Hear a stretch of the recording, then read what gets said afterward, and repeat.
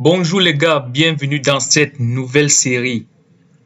Alors les gars, aujourd'hui on attaque un nouveau sujet. Il s'agit du Natural Language Processing les gars. Donc on va parler de NLP dans cette série. On va voir comment utiliser le langage naturel pour pouvoir extraire des émotions les gars.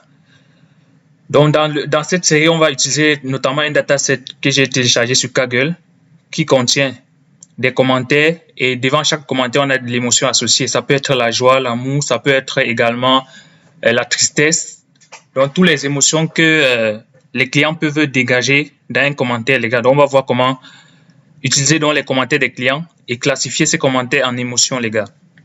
Bien sûr, ça peut vous aider dans différents projets. Imaginez, par exemple, vous avez un site de e-commerce et vous voulez analyser les sentiments de vos clients.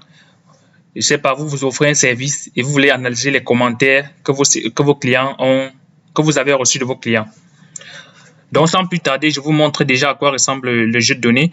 D'ailleurs, je vais vous mettre le lien du jeu de données en description. Donc, vous allez pouvoir télécharger le jeu de données sur Kaggle. C'est gratuit. Et déjà, si j'ouvre le dataset, déjà, ils ont mis 3 fichiers. Je ne sais pas pourquoi, mais on va voir comment gérer tous ces 3 fichiers. Déjà, quand on ouvre par exemple le dataset train.txt, on voit déjà qu'on a des lignes et devant chaque ligne, on a le sentiment associé. Ça peut être la joie, comme je vous ai dit, ça peut être la surprise. On voit, il y a surprise, c'est pas, je pense bien. Oui, ça peut être la surprise, ça peut être la tristesse, ça peut être l'amour, ça peut être n'importe quoi, les gars. Donc, ici, on a quelques émotions et devant chaque émotion, on a le commentaire. Donc, on a un commentaire et on a l'émotion associée.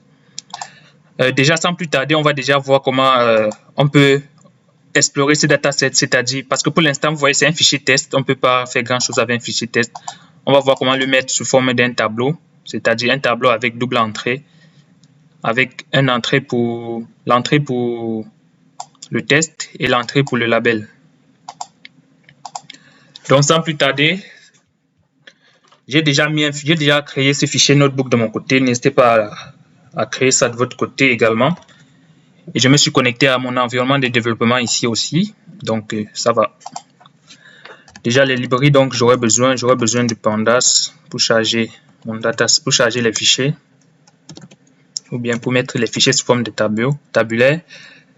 Non, ici, c'est pas ça. As, PD, oui. On peut également importer cette librairie qui va nous permettre de manipuler les strings, les chaînes de caractères. Et on peut également importer Matplotlib. Je ne sais pas si ça va nous aider, mais on verra plus tard. .pplot. OK. Par contre, ici, c'est mieux. Déjà, on va s'arrêter là comme ça. On va importer ces 3 librairies-là. Alors, qu'est-ce qu'on peut faire par la suite? On peut écrire une fonction qui permet donc d'ouvrir ces fichiers et de mettre ça sous forme tabulaire, c'est-à-dire tableau à double entrée ou à multiple entrée. Donc déjà, on va créer une fonction. Alors, les fonctions sur Python, on va faire load. Alors, on va donner un nom à notre fichier, à notre fonction. On va l'appeler load emotion file par exemple. OK. Alors, et on peut dire cette fonction prend quoi en paramètre. Vu qu'on a 3 fichiers ici qui sont presque pareils, parce que vous voyez, dans Train, on a le commentaire label. Pareil, dans test, on a commentaire label. Et dans le données de validation, on a commentaire label. Donc, nous, on va essayer de fusionner ces 3 fichiers en un seul tableau pour ne pas nous casser la tête. On va essayer de les fusionner. Donc, ici, je vais mettre un tableau qui contient le nom de ces 3 fichiers. On peut appeler ça file name. File name.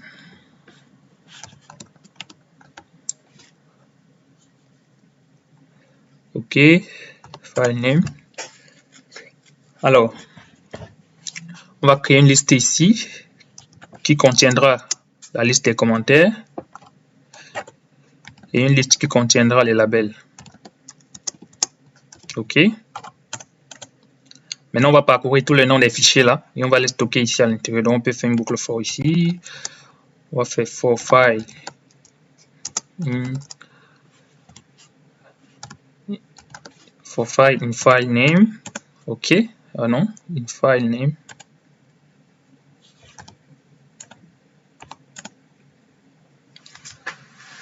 OK. On peut créer path pour le chemin. Oui.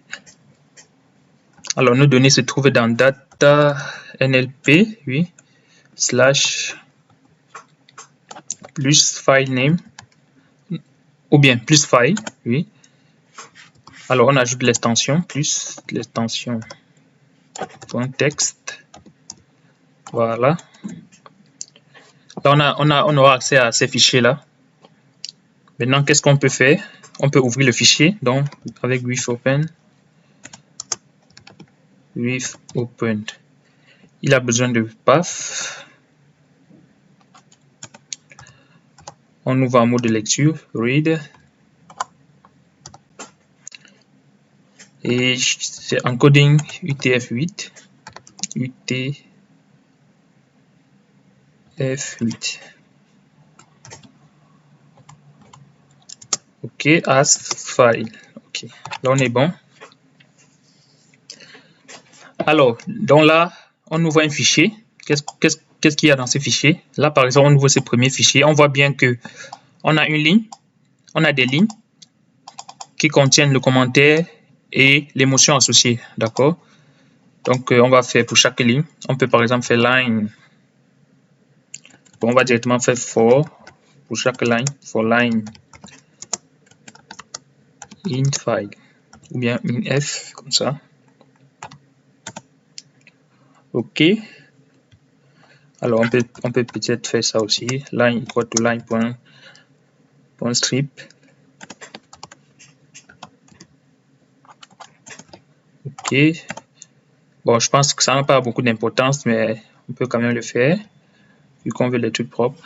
Et là, on peut aussi vérifier si la ligne n'est pas vide, parce qu'il peut y avoir des lignes qui n'ont pas de test. Donc, on va faire if line. Bon, on peut faire if not line, par exemple. If not line. Alors, on continue. Continuous. Continue. Voilà.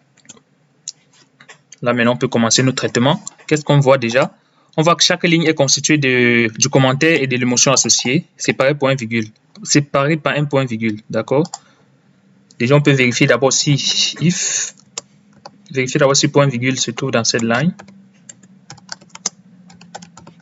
OK. Comme ça, on traite les lignes qui contiennent au moins un point virgule. OK. On peut maintenant les séparer. On peut utiliser Split pour pouvoir séparer. Donc, on va créer un tableau. On va appeler ça partie, par exemple. Égal line.split.slide, comme ça. OK. Celui-là, c'est bon. Alors, on veut diviser par quoi? Par le point virgule. Et on va supposer qu'on prend juste le premier. Voilà. Comme ça, on est sûr qu'on prend juste le premier. Si vous voulez voir ce que fait slide, je peux vous montrer. Regardez, par exemple, si j'écris bonjour, je suis sur codé en dur. OK. Et si je fais point,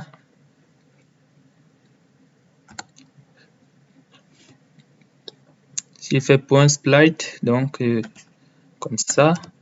Si je fais juste ça comme ça, vous voyez les gars, là ça me divise ça en mots séparés par l'espace. Par contre, si j'ajoute point virgule ici, déjà je précise que je vais séparer par des points virgules.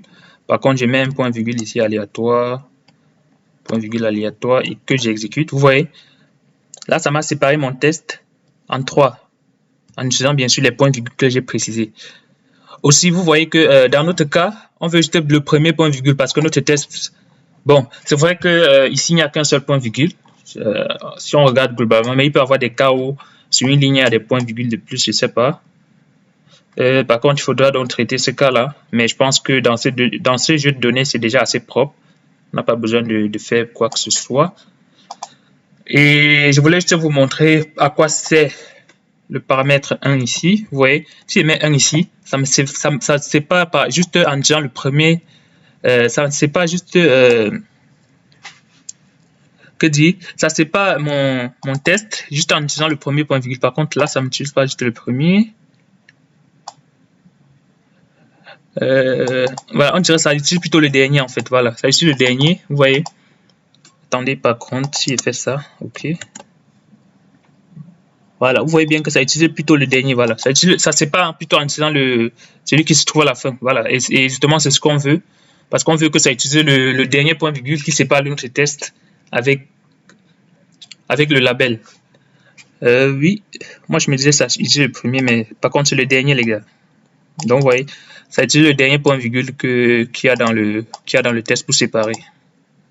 Vous voyez bien que celui-ci n'a pas été pris en compte. Et bien sûr, c'est l'effet que nous voulons ici. Nous voulons bien sûr séparer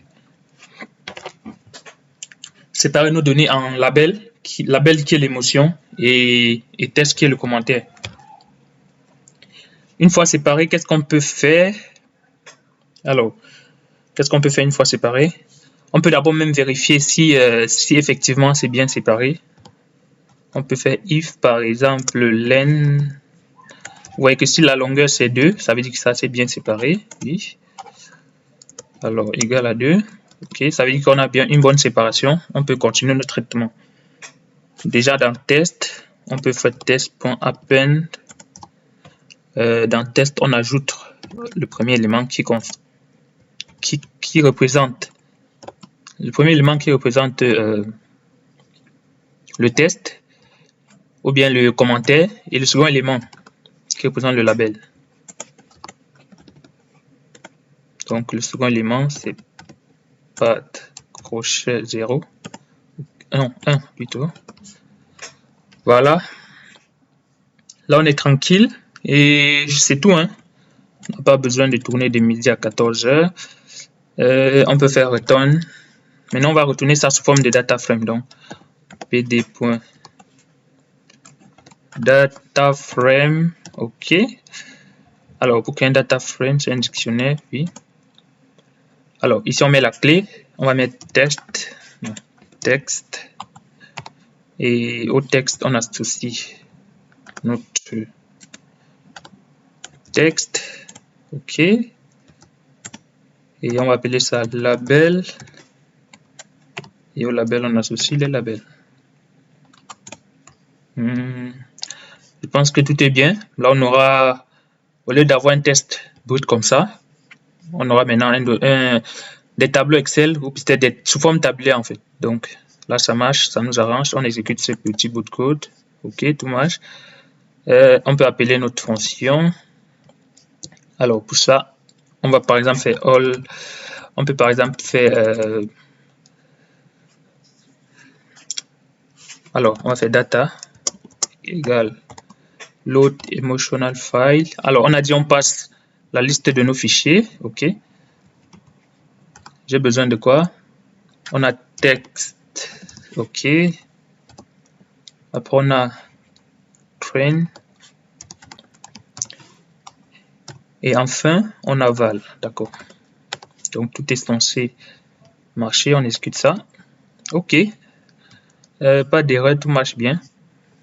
On peut voir déjà si data a été bien séparé. Alors on va supprimer ça. On fait data. Voilà. Là on a notre data frame. Là c'est sur une forme tabulaire et on peut facilement exploiter tranquillement. On a bien les tests et les labels associés. Alors, qu'est-ce qu'on peut faire d'autre? C'est carré les gars, c'est carré. Qu'est-ce qu'on peut faire d'autre? Déjà, on va essayer de faire une petite analyse exploratoire de ces données pour voir si tout est bien. Parce que tout à l'heure, vous voyez, on a séparé par le point virgule. Essayons de voir si tout s'est bien passé. Déjà, pour voir si tout s'est bien passé, on peut faire data. Alors, data label. Par exemple, point unique. Ok. OK, pour voir d'abord si... Voilà, voici les émotions. On a la joie, la tristesse, la surprise. Oui, ça marche. On peut aussi faire quoi? Oui, donc je pense que tout s'est bien placé globalement. On a bien nos données ici. OK. Là, on a bien fusionné les trois fichiers là et tout est bien. Essayons de voir aussi la répartition de ces labels ou bien de ces émotions, si les données sont bien équilibrées ou pas. Pour voir ça, on peut faire data crochet labels point value count, oui. OK. Par exemple, ici, on voit déjà là, ici, on est dans l'ordre de 6000, 5000, après on descend à 2000, voilà. On voit déjà qu'il y a quand même un petit déséquilibrage ici. Ici, on est dans l'ordre du 1000, par contre, ici, on est dans l'ordre du centaine.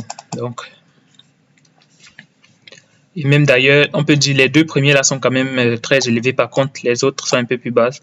Donc, lors de l'entraînement de notre modèle, il faudrait qu'on tienne compte de ça, sinon, on aura des données. Le modèle risque de se concentrer sur une seule classe ou peut-être sur les classes majoritaires et négliger les classes comme la surprise comme ça ou l'amour. Alors, déjà tout est bon. On avait importé Matplotlib ici, donc on peut aussi l'utiliser. Par exemple, on peut utiliser pour faire un plot plt. On fait un histogramme. Alors,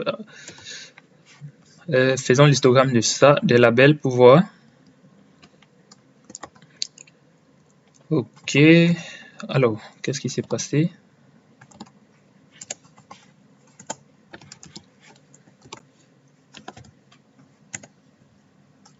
OK, ça nous montre toujours les distributions. Comme ça, là, on a plus un visuel. On voit bien que l'échelle est un peu plus grande pour ces deux valeurs, contrairement à ces quatre autres. Donc, si on met en place, par exemple, un modèle de régression logistique ou tout autre modèle, il faudrait qu'on tienne compte de ce déséquilibrage-là. Alors, qu'est-ce qu'on peut faire d'autre? Si c'est pour faire, on peut faire par exemple un... alors, qu'est-ce qu'on peut faire d'autre?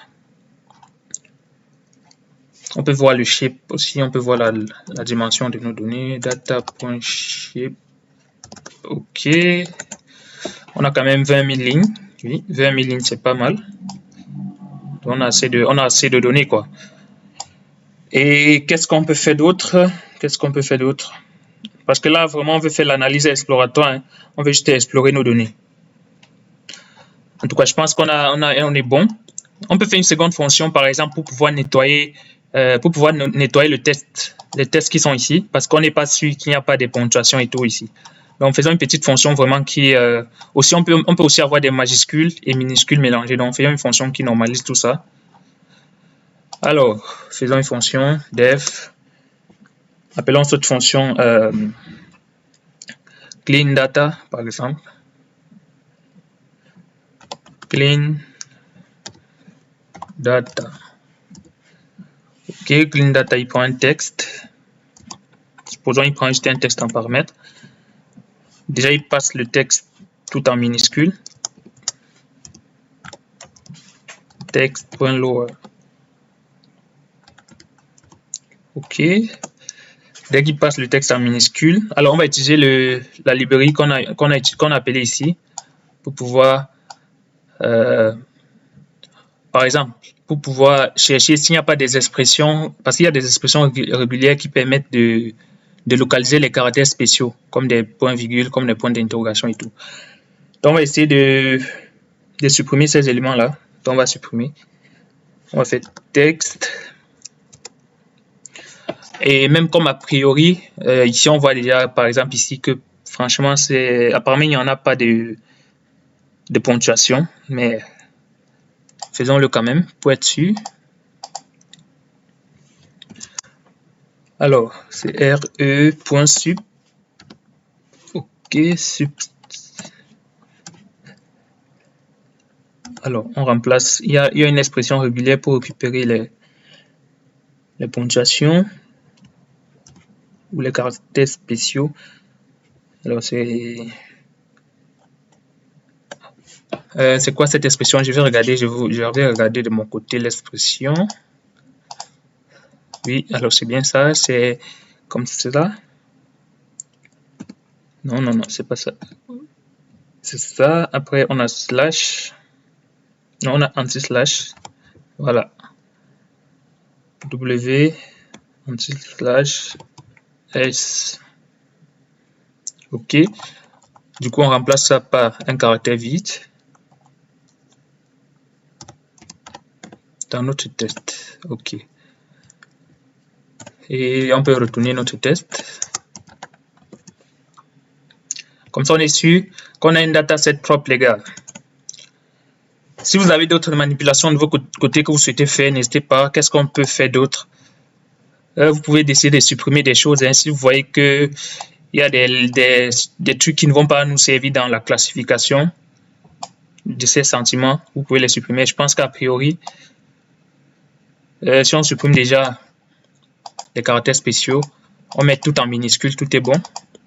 Bien sûr, il faudra se rassurer que si après on fait un pipeline, on met en place un pipeline pour pouvoir faire des prédictions, il faut bien sûr qu'on applique d'abord ces modifications sur notre test. Mais bon, c'est pas grave. Déjà, on peut appliquer à notre data. Donc, data, on l'applique à texte. Alors, égale à data text.apply. Apply permet d'appliquer une fonction sur une colonne. Donc, apply clean test ou bien clean data. Ok, donc là, je pense que on sera tranquille. Pardon, il dit missing value string, oui, missing argument string, missing. Alors, qu'est-ce qu'il raconte? Ouais, on a oublié un point virgule ici. On a oublié une virgule ici. Ok. Voilà, donc tout est tranquille. On peut faire data.head pour voir. Tout est bon. Alors les gars, on va s'arrêter là comme ça aujourd'hui pour cette vidéo. Et dans la suite de la vidéo, on va voir comment mettre en place. On va toujours continuer en fait avec les traitements pour pouvoir vectoriser ces datasets et pouvoir mettre en place notre pipeline complet pour la classification des sentiments, les gars. Donc bien sûr, ce projet peut aider dans plusieurs sens. Comme je vous ai dit au début, ça peut être très utile si par exemple vous voulez analyser les commentaires de vos clients.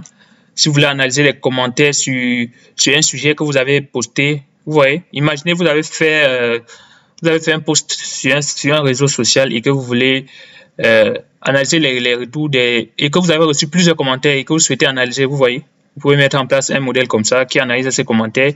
Comme ça, vous aurez un aperçu si les commentaires ont été positifs ou négatifs. D'accord, les gars? Donc, on s'arrête là aujourd'hui et on s'arrête là comme ça pour cette vidéo. Et dans la suite, on va continuer avec notre pipeline, les gars. D'ici là, n'hésitez pas à vous abonner, à partager la chaîne autour de vous et à très bientôt, les gars. Ciao, ciao.